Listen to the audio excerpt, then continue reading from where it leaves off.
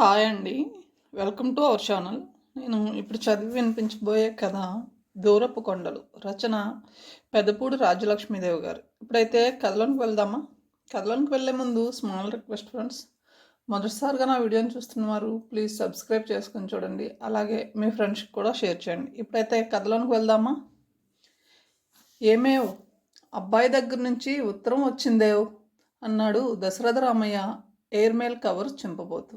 ఆ మాట వినగానే వంటింట్లో కాఫీ కలుపుతున్న సుందరమ్మ మొహం ఆనందంతో చాటంత అయింది.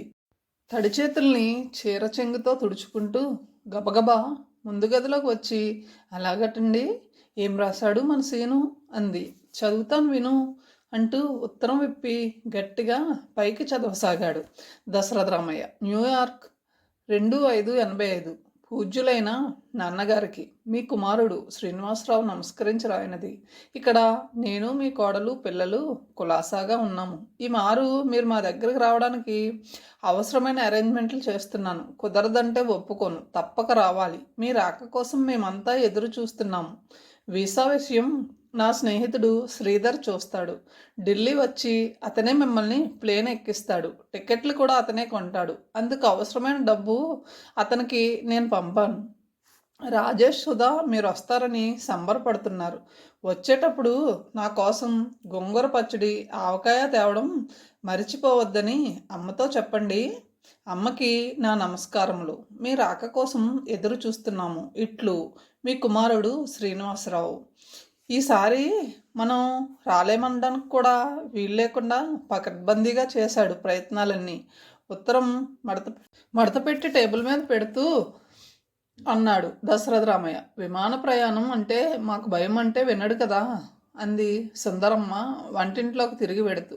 మనం వెళ్ళి కొన్నాళ్ళు వాడి దగ్గర ఉండాలని వాడి తాపత్రయం అన్నాడు దశరథ రామయ్య చిరునవ్వుతో. మరో నిమిషంలో పొగలు కక్కే కాఫీ స్టీల్ గ్లాసులతో తెచ్చి ఒక గ్లాసు భర్తకిచ్చి మరొకటి తను తీసుకుని పక్కనే ఉన్న కుర్చీలో కూర్చుంది సుందరమ్మ.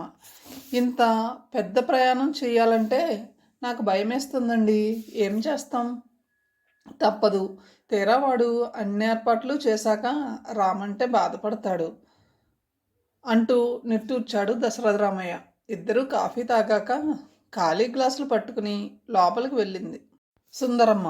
ఒకరోజు శ్రీధర్ వచ్చి వీసా వచ్చిందని చెప్పాడు. ప్రయాణం రోజు దగ్గర పడింది. బట్టలు సర్దడం అయింది. సీసాల్లో పచ్చళ్ళు ఊరగాయల పాలు రెడీ చేసింది సుందరమ్మ. ఉన్న ఊరు విడిచి వెళ్ళాలంటే చాలా బాధ అనిపించింది వృద్ధ దంపతులకు. కానీ తప్పదు. విశాఖపట్నం నుంచి ఢిల్లీ ప్లేన్లో వెళ్ళి అక్కడి నుండి న్యూయార్క్ వెళ్ళే ప్లేన్ అందుకున్నారు. శ్రీధర్ కూడా వారితో పాటు ఢిల్లీ వెళ్ళి వృద్ధ దంపతులను లండన్ వెళ్ళే ప్లేన్లో రాత్రి 2 గంటలకు కూర్చోబెట్టాడు. అంత పెద్ద ప్లేను ఎన్నడూ చూసి ఎరిగిన సుందరమ్మ ఆశ్చర్యంతో నోరు ఆవలించింది. 400 మందికి పైగా ఉన్న ఆ ప్లేన్లో 2 చోట్ల 16mm స్క్రీన్స్ ఉన్నాయి. వాటి మీద ఏవో ఇంగ్లీష్ సినిమాలు చూపిస్తున్నారు. అంతా ఇయర్ఫోన్స్ పెట్టుకున్నారు. సీట్లకి స్విచ్లు అరేంజ్ చేసి ఉన్నాయి. ఎవరికి ఏది కావాలంటే ఆ ఛానల్ నొక్కి వినొచ్చు. ఏదీ వద్దు, చదువుకుంటామంటే ప్రతి సీట్కి పైభాగాన ఒక కాంతివంతమైన లైట్ ఉంది. ఇవేవి కూడా అక్కర్లేదని విసుగొస్తే హాయిగా వెనక్కి జార్లా పడి నిద్రపోవచ్చు. ఇయర్ ఫోన్స్ తీసేసి ఎవరికైనా ఏమన్నా కావాలేమోనని అప్పుడప్పుడు కనుక్కొని మెలకుగా ఉన్న వారికి ఎవరికైనా కూల్ డ్రింక్స్, కాఫీ వగైరా కావాల్సి ఉంటే సర్వ్ చేస్తుంది హెయిర్ హోస్టెస్. బాగా అలసిపోయి ఉన్న దశరథ రామయ్య దంపతులు కునికిపాట్లు పడసాగారు. ఉదయం బ్రేక్ఫాస్ట్ తీసుకున్నారు. బ్రెడ్ బటర్ దశరథ రామయ్య తిన్నాడు. కానీ సుందరమ్మకి సహించలేదు. బిస్కెట్లు తిని కాఫీ తాగింది. లండన్ చేరేటప్పటికి టైము 11:20 అయింది. ఎయిర్పోర్ట్కి శ్రీనివాసరావు ఫ్రెండ్ రామశాస్త్రి భార్యతో వచ్చి దశరథ రామయ్య దంపతులను రిసీవ్ చేసుకున్నాడు. ప్లేన్లో ఏమీ సహించదని దశరథ రామయ్య దంపతులు వాళ్ళు తెచ్చిన ఇడ్లీలు కారప్పొడిలో అద్దుకుని ఎంతో ఆప్యాయంగా తిన్నారు. వాచీలో టైము 6 గంటలు వెనక్కి తిప్పమని దశరథ రామయ్యకి సలహా ఇచ్చాడు రామశాస్త్రి. ఆశ్చర్యంగా చూస్తున్న దంపతులను చూసి ఇప్పుడు మీరు భూగోళగా భూగోళానికి యువతల వైపున ఉన్నారు. నిజానికి మీరు 6 గంటలు ఎక్కువ ప్రయాణం చేసినా ఇక్కడ 6 గంటలు వెనక్కి వెడుతుంది. భారత కాలమానం ప్రకారం ఇప్పుడు సాయంత్రం 5 గంటల 45 నిమిషాలు అయి ఉంటుంది. అవునా అని ప్రశ్నించాడు రామశాస్త్రి. నిజమే, నా వాచీలో 5 గంటల 45 నిమిషాలు అయింది స్మి అంటూ వాచీని సరిచేసుకుని టైము 11 గంటల 45 నిమిషాలకి పెట్టుకున్నాడు దశరథరామయ్య దంపతులను టీడబ్ల్యూఎఫ్ ప్లేన్ ఎక్కించి వీడ్కోలు ఇచ్చారు రామశాస్త్రి దంపతులు. అనంతమైన అట్లాంటిక్ మహాసముద్రం మీదుగా ప్లేన్ వెడుతుంటే కిందకి చూసి విచలిత అయిన సుందరమ్మ శేషతల్పం మీద అనంత పద్మస్వామి పవలించినట్లుగా అనుభూతి చెంది చేతులు రెండూ జోడించి భక్తి ప్రపత్తులతో విష్ణు సహస్రనామం జపించుకుంది. ప్లేను న్యూయార్క్ చేరేటప్పటికి మధ్యాహ్నం 2 గంటలైంది. ఎయిర్పోర్టుకు శ్రీనివాసరావు భార్య వచ్చారు. చిరకాలానికి చూసిన ఆనందంతో తల్లిదండ్రులకు పాదాభివందనం చేశాడు శ్రీనివాసరావు. జీన్స్లో ఉన్న కోడలను చూసి హృదయాలు కలుక్కుమన్న నవ్వు మొహంతో పలకరించారు దశరథరామయ్య దంపతులు. ఏమ్రా సేను, పిల్లలు కులాసాగా ఉన్నారా? కొడుకుని దగ్గరకు తీసుకుని ఆప్యాయంగా పలకరించాడు దశరథరామయ్య. వాళ్ళను కూడా తీసుకురావాల్సింది అంది కోడలు సుశీలతో సుందరమ్మ. వాళ్ళకి ఎక్కడ టైం ఉంది అత్తయ్య? చదివితే చదువు, అది తప్పితే డ్యాన్సు, స్విమ్మింగ్, స్పోర్ట్స్, ఇలా ఏదో ఒక అరేంజ్మెంట్. ఎప్పుడు బిజీగా ఉంటారు అంటున్న కోడలి వైపు తెల్లబోయి చూశారు దశరథరామయ్య దంపతులు. పదండి నాన్నగారు, ఇంటికి వెడదాం, సామాను చేత పట్టుకుంటూ అన్నాడు శ్రీనివాసరావు. సామాన్లు కారు డిక్కీలో పడేశారు. ముందు తండ్రి కొడుకులు కూర్చుంటే వెనుక అత్త కోడళ్ళు కూర్చున్నారు. ఇంకా 4గురికి సరిపోయే చోటుందా పెద్ద కారులో. శ్రీనివాసరావు కారు డ్రైవర్ చేస్తున్నాడు. దారి పొడవునా సుశీల పిల్లల చదువుల గురించి, వాళ్ళ పార్టీల గురించి, అక్కడ తమ లైఫ్ గురించి, తాము ఎంత గొప్పగా జీవిస్తున్నది క్షణం కూడా నోరు మూతపడకుండా చెబుతుంటే ఆశ్చర్యంగా వింటూ కూర్చుంది సుందరమ్మ. ఒక్కసారిగా గాలిలోకి ఎగిరి మరో లోకంలో వచ్చి పడ్డట్టుగా ఉందామెకి. ఆకాశం అంటే భవనాలు, రోడ్ల మీద చీమల బారులుగా ఉన్న నిశ్శబ్దంగా పోయే కార్లు, చిత్ర విచిత్ర వేషధారణతో ఉన్న తెల్లవారు, తొడలు దిగని మినీ స్కర్ట్స్ ఉన్న అమ్మాయిలు, కొంతమంది అమ్మాయిలు అబ్బాయిలు కాళ్ళకు చక్రాలు తగుల్చుకుని రోడ్ల మీద రయ్యమని వెళ్ళిపోతూ ఆగవలసిన చోట ఆగుతూ ఉంటే బొగ్గలు నొక్కుంది సుందరమ్మ. ఈస్ట్ ట్రైన్ స్ట్రీట్లో ఉన్న హైరైజ్ బిల్డింగ్లో 7వ అంతస్తులో ఉంటున్నాడు శ్రీనివాసరావు. బిల్డింగ్ ముందు కారు ఆగింది. సామాన్లు కిందకి దింపి అంతా దిగాక కారుని తీసుకువెళ్ళి గరాజ్లో పార్క్ చేసి వచ్చాడు శ్రీనివాసరావు. అంతా కలిసి లిఫ్ట్ పైకి వీళ్ళు వెళ్ళేసరికి రాజేష్ సోఫాలో జార్లాపడి ఏదో తింటూ వీడియో చూస్తున్నాడు. సుధా పియానో వాయించుకుంటుంది. పెద్దవాళ్ళని చూసి ఇద్దరు గుడ్ ఆఫ్టర్నూన్ చెప్పారు.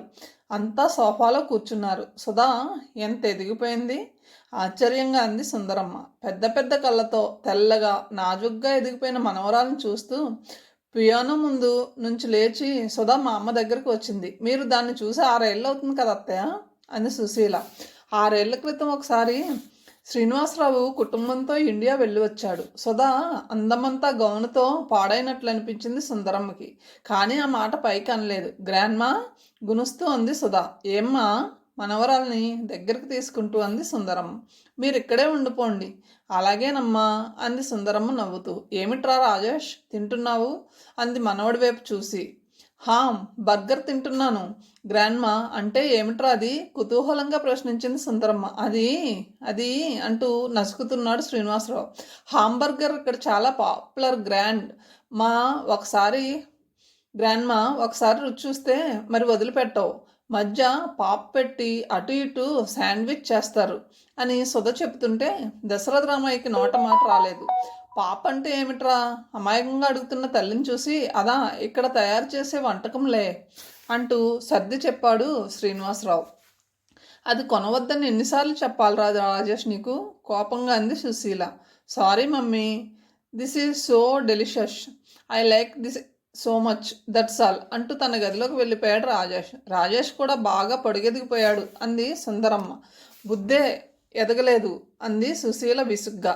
బాగుందే సుశీల, పిల్లలు వాళ్ళకి నచ్చింది తింటారు, అందులో తప్పేముంది, మనవణ్ణి వెనకేసుకొస్తోంది సుందరమ్మ. సుశీల మౌనం వహించింది.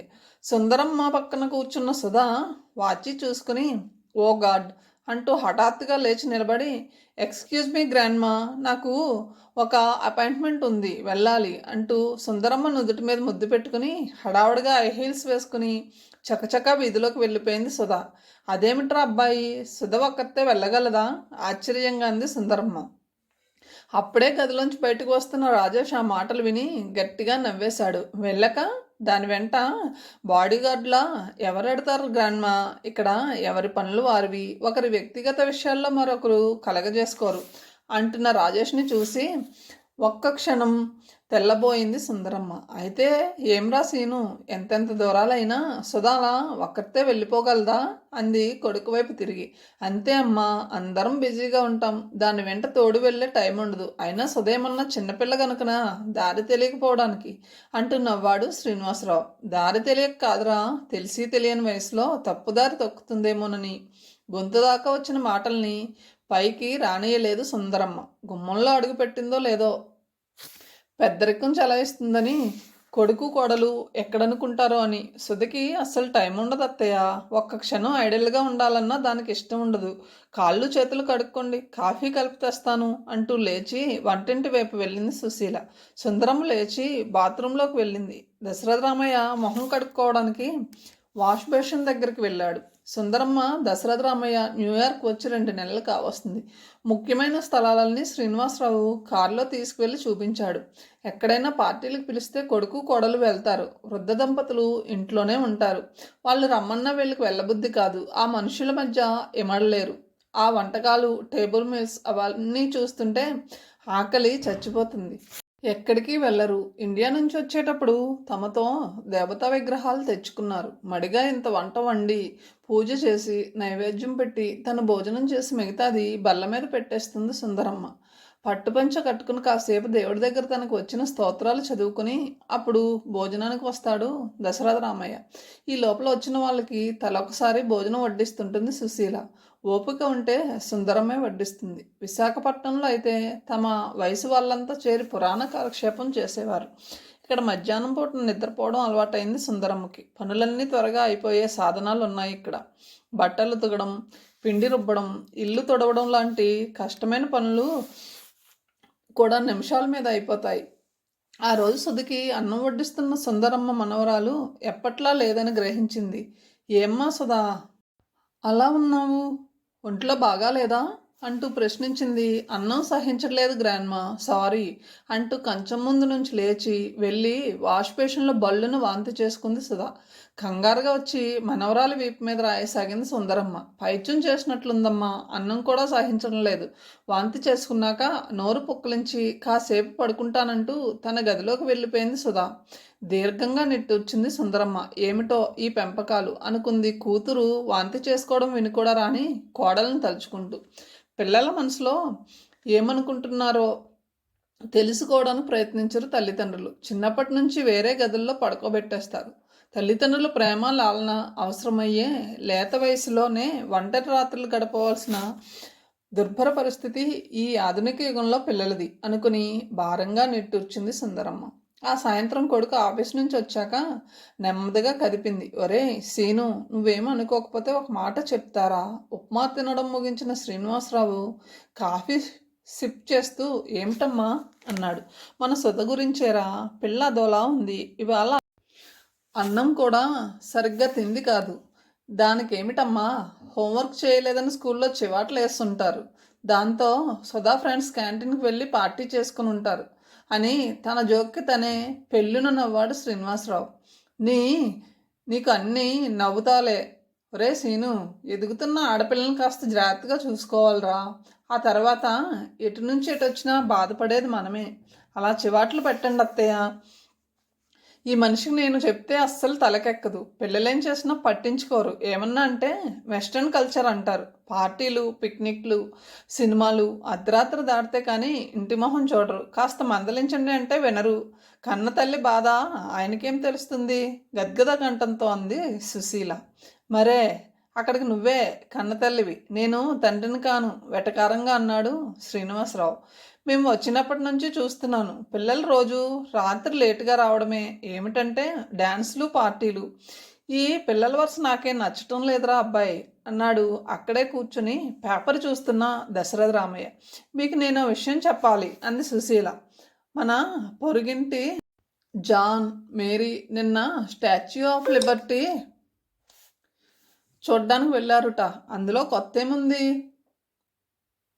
ఎందరో వెళ్తూ ఉంటారు ఆ విగ్రహాన్ని చూడ్డానికి. పూర్తిగా విని మాట్లాడండి. వాళ్ళు వెళ్ళే ఫెర్రీలో మనసుద, దానితో పాటు ఒక నిగ్రో కుర్రాడు కూడా ఉన్నారుట. శ్రీనివాసరావు నొసలు ముడిపడింది. దశరథ రామయ్య నమ్మలేనట్లు చూశాడు. సుందరమ్మ దిగ్భ్రాంతురాలైంది. వాళ్ళిద్దరూ ఒకటే కబుర్లట. ఒకరి భుజాల మీద మరొకరు చేతులు వేసుకుని నవ్వుకుంటూ మాట్లాడుకుంటున్నారట.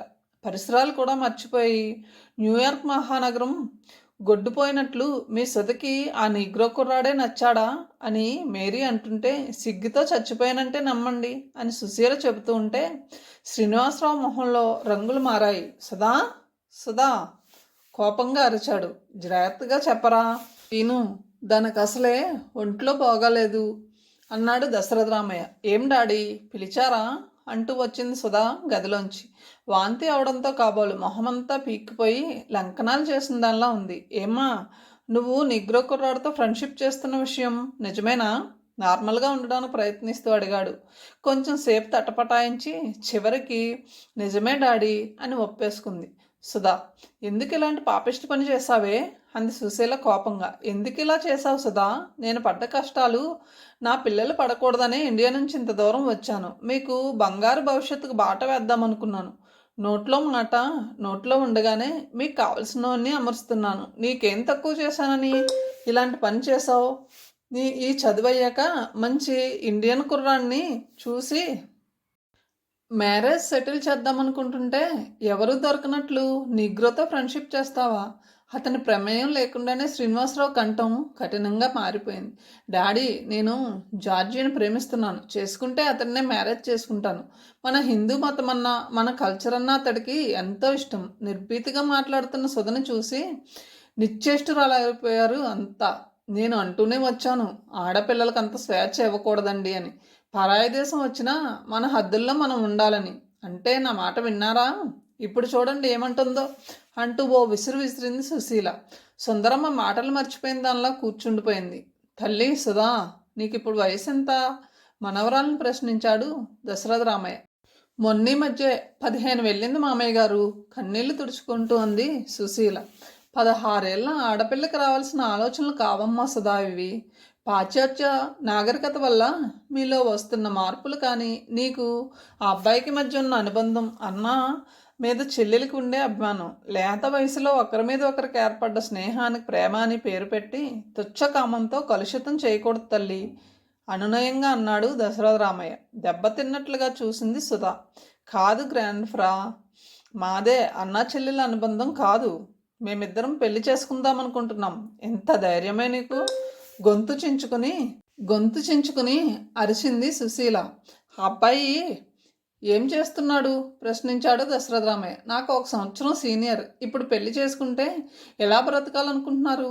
ఎలాగోలా బ్రతకలేకపోము గ్రాండ్ ఫా. ఈ పెళ్లి జరిగితే నీకు ఇంట్లో స్థానం లేదు. కోపంతో ఉగ్రుడయ్యాడు శ్రీనివాసరావు. తండ్రి మాటలకు వెంటనే రియాక్ట్ అయ్యింది సుధా. పెద్దలు వద్దనేసరికి మనసుని చంపుకొని మరొకటి చేత మెడలో తాళి కట్టించుకుందుకు నేనేం భారతదేశంలో పెరగలేదు డాడీ. అమెరికన్ అమ్మాయిలా పెరిగాను. అలాగే ఆలోచిస్తాను. నాకు ఆత్మవిశ్వాసం ఉంది. ఎలాగో అలా బ్రతకలేకపోము. నా మాట విని ఆ నిగ్రో కుర్రాడు స్నేహం మానవే. ఏ ఇండియన్ కుర్రాడితోనో ఫ్రెండ్షిప్ చెయ్యి అంది సుశీల. సుధా మారు మాట్లాడకుండా తన గదిలోకి వెళ్ళిపోయింది. ముఖ్యమైన సామాన్లు సర్దుకుని పెట్టె చేత పట్టుకుని వచ్చింది. మీ మాట ప్రకారమే నేను వెళ్ళిపోతున్నాను. ఎక్కడికి? తెల్లబోతూ అన్నాడు శ్రీనివాసరావు. జార్జి దగ్గరికి స్థిరంగా సమాధానం చెప్పింది సుధా. నీకేమన్నా బుద్ధుందా లేదా? అమెరికన్లు కూడా హీనంగా చూసే నీగ్రోని పెళ్లి చేసుకుంటానంటావా? మైనారిటీ తీరని నిన్ను ఎత్తుకెళ్లాడని వాడి మీద కేసు పెడతాను కోపంగా అన్నాడు శ్రీనివాసరావు. మీ అమ్మాయి క్షేమం కోరేవారైతే ఆ పని చెయ్యకండి. జార్జి రూపం నాలో పెరుగుతుంది. మమ్మల్ని విడదీయాలని చూడకండి. By by. పెట్టె చేత పట్టుకుని అపార్ట్మెంట్ తలుపు తెరుచుకుని వెళ్ళిపోయింది సుధా. అమ్మాయి అలా వెళ్ళిపోతుంటే ఆపరేమిటండి? ఏడుస్తూ అంది సుశీల. మన లెక్కలేనట్లుగా అంత పొగరుగా వెళ్ళిపోతుంటే ఏమన్ను? నాకేనా అంత పౌరుషం లేనిది అంటూ పేపర్ మొహానికి చాటు చేసుకున్నాడు శ్రీనివాసరావు. జరిగిన సంఘటనతో వృద్ధ దంపతులు కృంగిపోయారు. ఇంట్లో శ్మశాన నిశ్శబ్దం ఆవరించుకుంది. ఆ రోజు రాత్రి రాజేష్ లేటుగా వచ్చాడు. దగ్గరికి వస్తే విస్కీ వాసన గుప్పుమంటుంది. ఏం రా రాజేష్, తాగి వచ్చావా? అంది సుందరమ్మ బాధగా. సుధ చూడరా ఎంత పని చేసిందో. నిగ్రో కుర్రాన్ని పెళ్లి చేసుకుంటానని వెళ్ళిపోయింది. మంచి పని చేసింది. నచ్చినవని చేసుకోవడంలో తప్పులేదు గ్రాండ్మా. ముద్దగా వస్తున్నాయి మాటలు. మంచి పని చేసిందా? ఏం మాటలు రా రాజేష్. నువ్వు కూడా ఏ నిగ్రో పిల్లను కట్టుకుంటానంటావేమిటి? అంది సుందరమ్మ గద్గద కంఠంతో. అంతా నాస్టి పని చెయ్యను గ్రాండ్మా. ఇవాళ పార్టీలో రోజ్లిన్ నాతో డ్యాన్స్ చేసింది. She is marvellous. అంత అందం ఎప్పుడూ చూడలేదు అంటూ గదిలోకి పోయి బూట్లైనా విప్పుకోకుండా మంచం మీద అడ్డంగా పడిపోయాడు. సుందరమ్మ కంగారుగా సుశీల దగ్గరకు వెళ్ళింది. మంచం మీద పడుకుని కునిపాట్లు పడుతున్న కోడలను లేపి, సుశీల, సుశీల, ఈ ఇంటికేదో శని పట్టబోతుంది. సుధకి పట్టిన దయ్యమే రాజేష్ కూడా పట్టబోతుంది అంది కన్నీళ్లతో. అత్తయ్య, మీ అబ్బాయి పిల్లలకు స్వేచ్ఛ ఇచ్చారు. వాళ్ళు అలా తయారయ్యారు. ఆడవాళ్ళం మనమేం చేస్తాం చెప్పండి? బాధపడ్డం తప్పించి గద్గద కంఠంతో అంది సుశీల. సుధా ఎందుకు ఇలా ప్రవర్తించింది? అసలు సుధకింత ధైర్యం ఎలా వచ్చింది? పెంపకంలో దోషమా లేక పాశ్చాత్య నాగరికత ప్రభావమా అన్న ప్రశ్నలు ఆ వృద్ధ దంపతుల్ని వేధించసాగాయి. అమెరికాలో పెరగబట్టి సుధ ఇలా ప్రవర్తించింది. ఇదే భారతదేశంలో అయితే ఆడపిల్ల ఎప్పుడూ తనంత తాను ధైర్యం చేయలేదు. తల్లిదండ్రుల నిర్ణయానికి కట్టుబడి ఉంటుంది అని సుందరమ్మ దశరథ రామయ్యల నమ్మకం. సుధ ఇంట్లోంచి వెళ్ళిపోయాక వృద్ధ దంపతులు మెంటల్గా షాక్ అయ్యారు. శ్రీనివాసరావు సంగతి చెప్పనక్కర్లేదు. పైకి గంభీరంగా ఉంటున్నాడే కానీ నలుగురు అనే మాటలు అతను కృంగదీస్తున్నాయి. ఒకనాడు శ్రీనివాసరావు ఇంటికి అతని స్నేహితుడు రామూర్తి వచ్చాడు ఫ్యామిలీతో. అతనికి ఒక్కతే కూతురు రజని అని. కాఫీ పలహారాలు అయ్యాక మాటల సందర్భంలో తాము వచ్చే నెల ఇండియా పెడుతున్నామని, రజనికి సంబంధం స్థిరపడిందని చెప్పారు రామూర్తి దంపతులు. ఆశ్చర్యపోయారు శ్రీనివాసరావు భార్య. అలాగా, చాలా సంతోషం. ఇంతకీ వరుడు ఏం చేస్తున్నాడు అని ప్రశ్నించాడు శ్రీనివాసరావు. ఢిల్లీలో స్టేట్ బ్యాంక్ ఆఫీసర్గా చేస్తున్నాడు. ఈ సంబంధం మా బావమతి ద్వారా కుదిరింది. అమ్మాయి ఫోటో చూసి ఇష్టపడ్డారు. కేవలం ఫోటో చూసి ఇష్టపడ్డారా? ఆశ్చర్యపోతూ అంది సుశీల. మరి వధూవరులు చూసుకోనక్కర్లేదా? వేల మైళ్ళ దూరంలో ఉంటే అవన్నీ ఎలా కుదురుతాయమ్మా అన్నాడు రామ్మూర్తి. వాళ్ళది మంచి కుటుంబం. పిల్లవాడు బుద్ధిమంతుడని మా బావమతి రాశాడు. డౌరీ ఏమన్నా ఉందేమిటి? ప్రశ్నించాడు శ్రీనివాసరావు. మాకు ఒక్కతే అమ్మాయి కదా, మా తర్వాత అంతా దానిదే.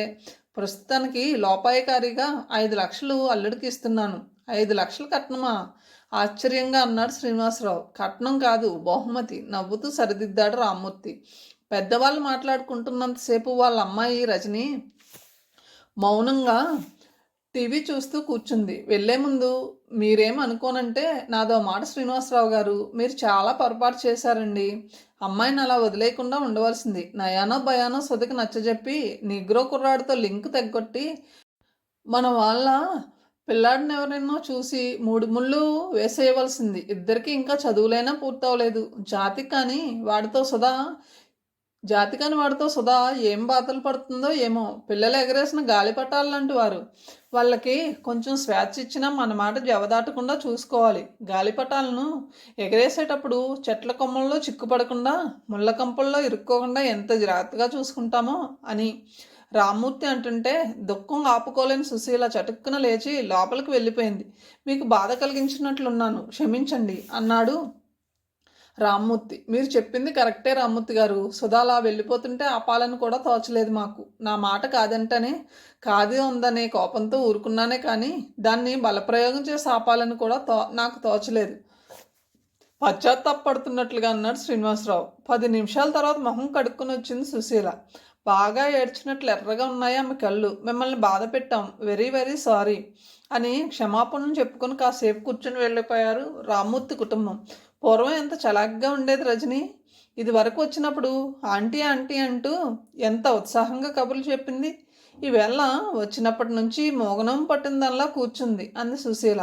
ఏమైనా రామ్మూర్తి చాలా తెలివైనవాడు. రజని అమెరికన్ కుర్రాడితో డేటింగ్కి వెళ్ళి కడుపు తెచ్చుకుంటే గొప్పచుప్పుగా అబార్షన్ చేయించాడు. ఇప్పుడు 5 లక్షల కట్నంతో ఇండియన్ అల్లుడిని కొనుక్కుంటున్నాడు.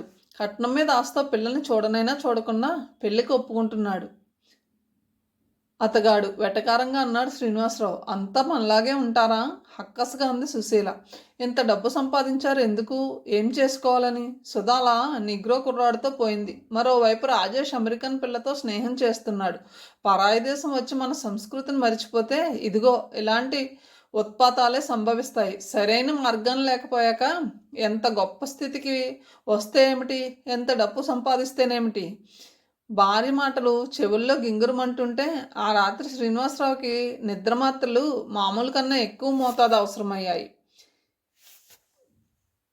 ఏలా వడవైచితే మిన్నులు వడ్డచోట పాదలేపనం కరిగిపోగా కాశీ ప్రయాగ వంటి పుణ్యక్షేత్రాలు ఎన్నో ఉండగా ఈ హిమన్నగర సానువులకు రావాలనే బుద్ధి ఎందుకు పుట్టాలి నాకు? బుద్ధి జాడ్యజనితోన్మాదులు కదా స్తోత్రియాలని విచారిస్తున్న ప్రవరాక్యుల్లా ఉంది నా పరిస్థితి. ఉన్నదానితో తృప్తిపడి జన్మభూమిలోనే ఉండగా ఏం బాగుంకుందామని వచ్చాను ఈ పశ్చిమార్ధగోళానికి? అసలు ఎందుకు వచ్చాను? భారతదేశంలోనే ఉండి ఉంటే ఎంత బాగుండేది. ఇలాంటి సమస్యలు ఉండేవి కావు కదా. నిద్రమాత్రల ప్రభావాన్ని కళ్ళు మూతలు పడుతుంటే మనసు ఆలోచిస్తుంది. ఇంట్లో అందరికీ రోజులు భారంగా గడుస్తున్నాయి. రాజేష్కి మాత్రం కాదు. అతని మధ్య చాలా ఉల్లాసంగా ఉంటున్నాడు. ఇంట్లో ఉన్నంతసేపు టేప్ రికార్డు లేదా రేడియోగ్రామ్ అలా మోగుతూనే ఉంటాయి. ఏ పని చేస్తున్నా అతడు ఏదో వెస్ట్రన్ ట్యూన్ హమ్ చేస్తూనే ఉంటాడు. ఇక వీధిలోకి వెళ్తే ఇయర్ ఫోన్స్ ఎప్పుడు చెవుల్ని అంటి పెట్టుకునే ఉంటాయి. మాట్లాడినప్పుడు కూడా డిస్కో చేస్తున్నట్టు కాళ్ళు చేతులు ఊపుతూనే ఉంటాడు. రాజేష్కు బుద్ధి చెప్పాలని, మంచి మార్గాన్ని పెట్టాలని ప్రయత్నించారు దశరథరామయ్య దంపతులు. కానీ లాభం లేకపోయింది. చలికాలం ప్రవేశించింది. Hudson river గడ్డగట్టుకుపోయింది. రివర్ మీద ఒకనాడు స్కేటింగ్కి వెళ్ళిన శ్రీనివాసరావు అప్పటికే అక్కడ స్కేటింగ్ చేస్తున్న కొడుకుని, అతనితో పాటు ఉన్న అమెరికన్ అమ్మాయిని చూశాడు. అంతులేని ఆనందంతో నవ్వుతూ తుల్లుతూ జీవితానందానికి ప్రతినిధుల్లా ఉన్న యువజంటని చూసి హృదయంలో ముళ్ళు దిగబడినట్లయిన శ్రీనివాసరావు గిరుక్కున వెనుదిరిగి వెళ్ళిపోయాడు. ఆ రాత్రి తండ్రికి కొడుక్కి మధ్య పెద్ద గొడవ అయింది. అసలే కూతురు చేసిన గాయంతో కుతకుతలాడుతున్న శ్రీనివాసరావు కొడుకు అమెరికన్ అమ్మాయితో ఫ్రెండ్షిప్ చేయడం చూసి అగ్గి మీద గుగ్గులం అయిపోయాడు. ఆ పిల్లకి నీకు ఏమిటి సంబంధం? నిజం చెప్పు. ఒత్త స్నేహమేనా లేక అంటూ నిలదీశాడు కొడుకుని. ఒత్త స్నేహం కాదు డాడీ, మాది గట్టి స్నేహమే, కానీ ఇనుము మాత్రం కాదు. మా స్నేహంలో స్వీట్ ఫ్రాగ్రెన్స్ మిళితమై ఉంది డాడీ. ఈ అనుభూతి కొత్తది, ఇది వరకెన్నడూ అనుభవానికి రానిది. రోజులింతో స్నేహం నా జీవితానికి కొత్త అర్థాలు చెబుతుంది, కొత్త విలువలను ఆపాదిస్తుంది. రోజులిన్ నా కోసమే పుట్టిందనిపిస్తుంది. Really daddy, I love her. Really, with my whole heart I am loving her. Without Roslin I cannot live. మాట పూర్తయిందో లేదో రాజేష్ చెంప చెల్లుమంది. చెంప చేత్తో పట్టుకుని తండ్రి వైపు కన్నీళ్లతో చూశాడు రాజేష్. ఈడియట్. మన సంస్కృతి ఏమిటి, మన సాంప్రదాయం ఏమిటి? విదేశంలో ఉన్నంత మాత్రాన పులిని చూసి నక్క వాత పెట్టుకున్నట్లు ప్రవర్తిస్తావా? మన మతాన్ని మరిచి ఆ క్రిస్టియన్ పిల్లతో స్నేహం చేస్తావా? గుడ్లెర్ర చేసి కోపంతో ఉరిమాడు శ్రీనివాసరావు. చేస్తే తప్పేమిటి డాడీ? అందరిలోనూ ప్రవహించేది ఒకటే రక్తం అయినప్పుడు భాషలు వేరైనంత మాత్రాన వాళ్ళు మాత్రం మనుషులు కారా? వాళ్ళలో ప్రవహించేది రక్తం కాదా? మానవులంతా ఒకటి కాదా? రోజులిన్ ఎంత స్వీట్ గర్ల్. నువ్వు ఒకసారి మాట్లాడితే తెలుస్తుంది, ఉక్రోషంతో అన్నాడు రాజేష్. యూ రాస్కెల్, మళ్ళీ అదే మాట. ఏం సుధా, నిగ్రో కుర్రాడితో వెళ్ళిపోతే లేని తప్పు నేను అమెరికన్ అమ్మాయిని చేసుకుంటానంటే వచ్చిందా? ఇంత చదివి విదేశాలు వచ్చి ఏం లాభం డాడీ? మానవులంతా ఒక్కటే అన్న ఇంగిత జ్ఞానం మీలో లేకపోయాక నా రోజ్లిన్ కళ్ళల్లో నాకు డివైన్ లవ్ కనిపిస్తుంది. మిమ్మల్ని అందరినీ అయినా వదులుకుందుకు సిద్ధపడతాను, కానీ రోజ్లిన్ లేనిది బ్రతకలేను. చిన్నపిల్ల అయినా సుధ నాకు దారి చూపించింది. మానవత్వం కరువైన ఈ ఇంట్లో మరొక్క క్షణం కూడా ఉండను అంటూ తన గదిలోకి వెళ్ళి పెట్టె సర్దుకుంటున్న రాజేష్ని తల్లి, మా అమ్మ బ్రతిమాల సాగారు. దశరథ రామయ్య కూడా వెళ్ళి మనవడికి సర్ది చెప్పడానికి ఎంతో ప్రయత్నించారు, కానీ లాభం లేకపోయింది. రాజేష్ ఎవరి మాట వినలేదు. చిన్నప్పటి నుంచి నేను ఒక అమెరికన్ బాయ్లా పెరిగానే కానీ ఇండియన్ బాయ్లా పెరగలేదు. చిన్నప్పటి నుంచి సెల్ఫ్ రెస్పెక్ట్ పెరిగిన నన్ను ఈవేళ డాడీ చెంపదెబ్బ కొట్టి అవమానించారు. నాకు అవమానం జరిగిన ఇంట్లో మరొక్క క్షణం కూడా ఉండలేను. Forgive me mummy, forgive me grandpa, forgive grandma అంటూ పెట్టె పట్టుకుని చరచరా ఇంట్లోంచి బయటికి వెళ్ళిపోయాడు రాజేష్. తల కొట్టుకుంటూ ఏడవసాగింది సుశీల. కాళ్ళలోని సత్తువంతా ఎవరో లాగేసినట్లు కూలబడిపోయి గుండె చేత్తో పట్టుకుని మూలగసాగాడు దశరథ రామయ్య. భర్త పరిస్థితి చూసి బేజారెత్తిన సుందరమ్మ తల మొత్తుకుంటూ విలపించసాగింది. నాన్నగారిని వెంటనే హాస్పిటల్కి తీసుకువెళ్ళాలి అంటూ తండ్రి దగ్గరికి వచ్చాడు శ్రీనివాసరావు. బాధతో మెలకులు తిరుగుతున్న దశరథ రామయ్యని భార్యాభర్తలిద్దరూ చెరోవైపు పట్టుకుని ఎలాగో అతి కష్టం మీద నడిపించుకు వెళ్ళి కారులో పడుకోబెట్టారు. ముందు సీట్లో శ్రీనివాసరావు భార్య కూర్చున్నారు. హాస్పిటల్ వైపు కారుని హై స్పీడ్లో పోనిచ్చారు శ్రీనివాసరావు. వెనుక సీట్లో భర్త కాళ్ళ దగ్గర కూర్చున్న సుందరం మాటిమాటికి మంగళసూత్రాలు కళ్ళకద్దుకుంటూ ఏడుస్తుంది. భర్త బతికితే ఏడుకొండలవాడికి నిలువు దోపిడీ ఇస్తానని మొక్కుకుంది. మామగారి బాధ, అత్తగారి దుఃఖం చూసే సుశీలకు కూడా కళ్ళు చెమరుస్తున్నాయి. హాస్పిటల్ ముందు ఆగింది కారు. శ్రీనివాసరావు వేగంగా వెళ్ళి పెద్ద డాక్టర్ని కలుసుకుని విషయం చెప్పాడు. చకచకా ఏర్పాట్లు జరిగాయి. దశరథ రామయ్యని స్ట్రెచర్ మీద పడుకోబెట్టి లోపలికి మోసుకుపోయారు. ఈసీజీ తీసి టెస్టులు చేయగా తేలింది అతనికి వచ్చింది హార్ట్ అటాక్ అని. కండిషన్ చాలా సీరియస్గా ఉందని, వీలైనంత త్వరగా ఓపెన్ హార్ట్ సర్జరీ చెయ్యకపోతే ప్రాణానికే ముప్పు అని చెప్పారు డాక్టర్లు. సుందరమ్మ బోరున ఏడుస్తూ కూర్చుంది. ఎరక్కుపోయి వచ్చాము. ఈ దేశం కాని దేశంలో ఆయన ఏమైనా అయితే ఏం దారిరా భగవంతుడా అంటూ శ్రీనివాసరావు తల్లిని ఓదార్చాడు. అమ్మా, ఒక రకంగా మనం అదృష్టవంతులమనే చెప్పాలి. ఎందుకంటే ఓపెన్ హార్ట్ సర్జను ఇక్కడ ఉన్నారు కనుకనే సాధ్యమవుతుంది. ఇదే ఇండియాలో అయినట్లయితే నాన్నగారు మనకి దక్కేవారు కాదమ్మా అంటూ దశరథ రామయ్యని హాస్పిటల్లో అడ్మిట్ చేసుకున్నారు. ఓపెన్ హార్ట్ సర్జరీ జరిగింది. డబ్బు నీళ్ళలా ఖర్చు అయింది. వేలకు వేలు అయ్యాయి. అయితేనేం దశరథ రామయ్య ప్రాణం రక్షించబడింది. కొంతకాలం హాస్పిటల్లో ఉన్నాక అతన్ని డిశ్చార్జ్ చేశారు. 6 నెలల పాటు మధ్య చెకప్ చేయించుకుంటూ జాగ్రత్తగా ఉండాలన్నారు. 6 నెలలు భారంగా గడిచాయి. ఒరే సీను, ఇక్కడ ఉండలేనురా, మన దేశానికి వెళ్ళిపోతాను అన్నాడు దశరథ రామయ్య. వాళ్ళని ఉండమని మరీ బలవంతం పెట్టలేదు శ్రీనివాసరావు దంపతులు.